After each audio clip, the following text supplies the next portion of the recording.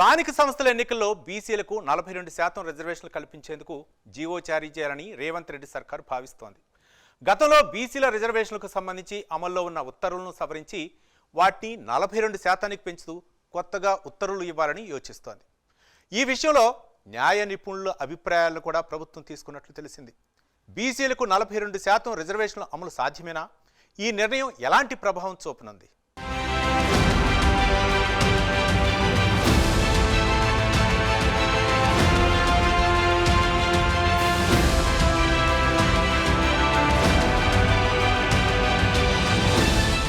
Supreme court తీర్పు మేరకు మొత్తం రిజర్వేషన్లు 50% దాటని విధంగా అమల్లో ఉన్నాయి.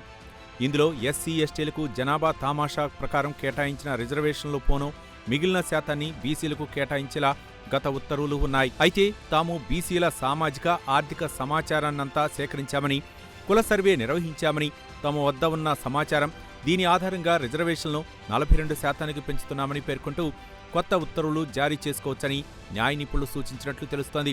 దీంతో ప్రభుత్వం ఈ దిశగా ముందుకు వెళ్లే యోచనలో ఉన్నట్లు సమాచారం. కుల సర్వే, డెడికేషన్ కమిషన్ ఏర్పాటు, దాని నివేదికలోని అంశాలను ప్రస్తావిస్తూ ఈ ఉత్తర్వులు జారీ చేయాలని తెలంగాణ రాష్ట్ర సర్కారు భావిస్తున్నట్లు తెలుస్తోంది. దీనిపై జూలై 10న జరగనున్న మంత్రివర్గ సమావేశంలో చర్చించి తుది నిర్ణయం తీసుకోనున్నారు.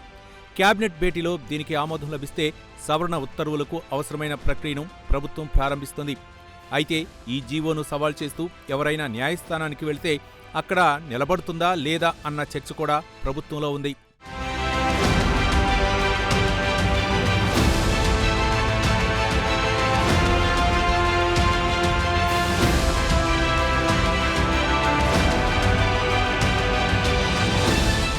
న్యాయస్థానంలో చిక్కులెదురైతే అప్పుడు పార్టీ పరంగానైనా బీసీలకు 42% రిజర్వేషన్లు ఇచ్చి ఎన్నికలకు వెళ్లాలని కాంగ్రెస్ సర్కారు భావిస్తోంది. కాగా స్థానిక సంస్థలో బీసీల రిజర్వేషన్లపై ప్రభుత్వం 30 రోజుల్లో తన బాధ్యతలు నెరవేర్చాలని హైకోర్టు జూన్ 23న ఆదేశించిన విషయం తెలిసిందే. అందులో ఇప్పటికే 15 రోజులు అంటే సగం సమయం అయిపోయింది.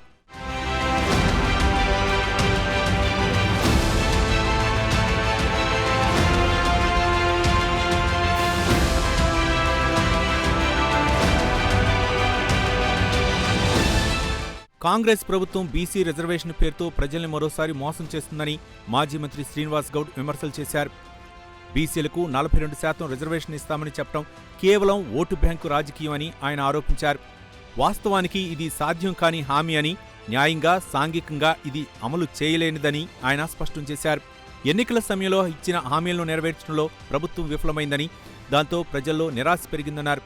ముఖ్యంగా బీసీ వర్గాల్లో అధిక నిరాశ నెలకొని ఉందని ఆయన తెలిపారు. స్థానిక సంస్థల ఎన్నికల్లో కాంగ్రెస్ నాయకులు పోటీ చేయడానికి కూడా భయపడుతున్నారని విమర్శించారు. మోసపూరిత హామీలతో ప్రజల్ని మరింత మోసం చేయాలని కాంగ్రెస్ ప్రయత్నిస్తోందన్నారు శ్రీనివాస్ గౌడ్.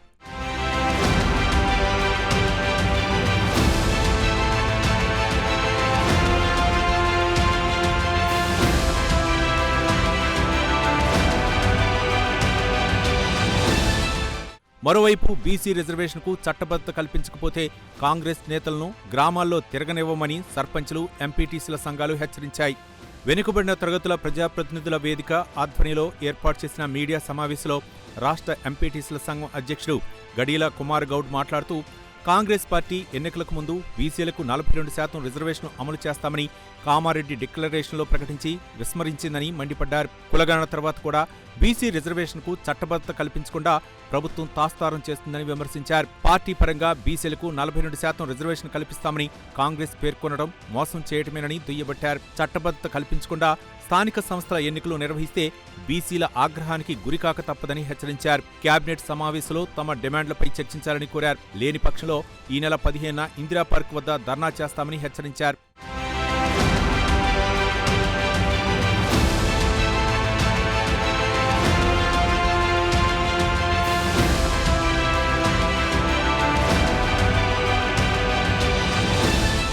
విద్య, ఉద్యోగ, రాజకీయాల రంగాల్లో బీసీలకు 42% రిజర్వేషన్ల అమలు కోసం శాసనసభ ఆమోదించిన బిల్లుకు చట్టరూపం కల్పించి రాజ్యాంగంలోని 9వ షెడ్యూల్లో చేర్చేందుకు చర్యలు తీసుకోవాలని Telangana BC commission chairman Niranjan కేంద్ర ప్రభుత్వానికి విజ్ఞప్తి చేశారు.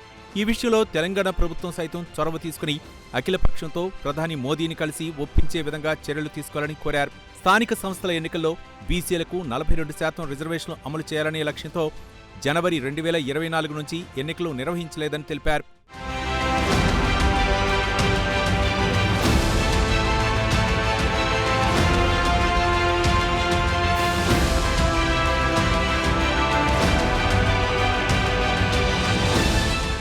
ప్రతి స్థానిక సంస్థల ఎన్నికలకు ముందు రిజర్వేషన్లు ప్రభుత్వాలు మార్చడం, చాలామంది కోర్టులకు వెళ్లటం, రిజర్వేషన్లు ఇవ్వటానికి ఆధారమైన కుల జనాభా లెక్కలు ఎక్కడా అని కోర్టులు ప్రశ్నించడం ఇదంతా ఒక తంతుగా నడుస్తోంది. దాంతో అది ఎన్నికల హామీగా కూడా మారింది. గ్రామ సర్పంచ్, ఎంపీటీసీ, మండల పరిషత్ chairman, ZPTC, Zilla Parishad chairman, పట్నా councillor, municipal chairman, corporator, mayor పదవుల్లో బీసీల రిజర్వేషన్లు పెరిగితే ఆ మేరకు బీసీలు రాజకీయ ప్రాధాన్యతం బాగా పెరుగుతుంది. ఫలితంగా ఆయా గ్రామాలు, పట్టణాలు, రాజకీయ పరిస్థితులు, అధికార కేంద్రం ఇలా అన్నీ మారిపోతాయి. తెలంగాణ పరిస్థితుల మేరకు అగ్రకులాలకు వెళ్లే చాలా సీట్లలో బీసీలు అధికారంలోకి వస్తారు. అందుకే బీసీ సంఘాలు ఈ రిజర్వేషన్ల కోసం ఎంతో పట్టుదలగా వాదిస్తున్నాయి. స్థానిక సంస్థల ఎన్నికల్లో బీసీల రిజర్వేషన్ల శాతాన్ని రాష్ట్ర ప్రభుత్వాలే నిర్ణయిస్తాయి కాబట్టి ఈ రిజర్వేషన్లను నిర్ణయించేందుకు సరైన ప్రాతిపదిక అంటే కులాల వారీగా జనాభా లెక్కలు ప్రభుత్వం దగ్గర లేవు. జనాభా లెక్కలు తీసేటప్పుడు ఎస్సీ, ఎస్టీ జనాభాను మాత్రమే లెక్కిస్తారు.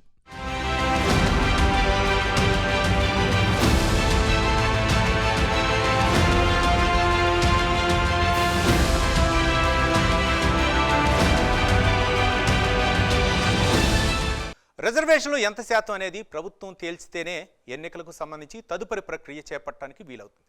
ఏ వర్గాలకు ఎంత శాతం రిజర్వేషన్లు అనేది ప్రభుత్వం నిర్ణయిస్తే దాని ప్రకారం పంచాయతీరాజ్ శాఖ క్షేత్రస్థాయిలో రిజర్వేషన్లు ఖరారు చేస్తుంది. గ్రామాల వారీగా, మున్సిపల్ వార్డుల వారీగా, జడ్పీటీసీ, ఎంపీటీసీ వారీగా ఎవరెవరికి ఏ స్థానాలను రిజర్వ్ చేయాలనేది నిర్ణయిస్తుంది. ఇందుకు పంచాయతీరాజ్ శాఖకు వారం రోజుల సమయం పడుతుంది. ఈ ప్రక్రియ మొత్తం నెల రోజుల్లో పూర్తి చేసి ఎన్నికల సంఘానికి సమర్పించాల్సి ఉంది. అయితే ఇప్పటికే హైకోర్టు ఆదేశాలు ఇచ్చి 2 వారాలు కావటం, మరోవైపు పంచాయతీరాజ్ శాఖకు వారం రోజుల సమయం కావలసి ఉండటాన్ని పరిగణలోకి తీసుకుంటే రిజర్వేషన్ల శాతాన్ని తేల్చేందుకు రాష్ట్ర ప్రభుత్వానికి వారం రోజులు మాత్రమే గడువు ఉంది.